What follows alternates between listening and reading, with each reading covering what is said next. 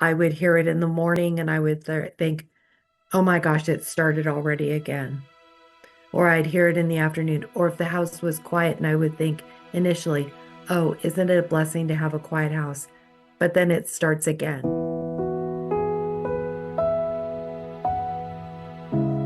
I guess it was probably about 20 years ago now. I noticed just a little bit of intermittent ringing in my ears that, you knew was going to go away because it had always gone away in the past. And then I would say about 10 years ago, it started becoming a little bit more frequent and it lasted a little bit longer.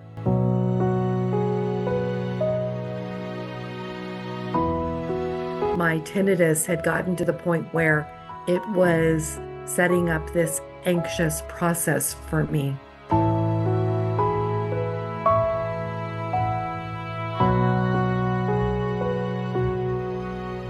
When I would be watching TV and I could hear it, and I could hear it over the TV.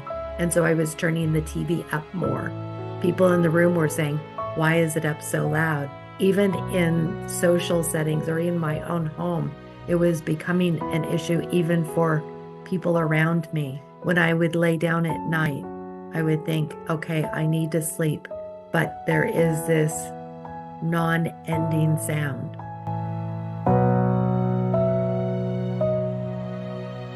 And so I finally told my ENT, I said, I've got to do something. This is not sustainable.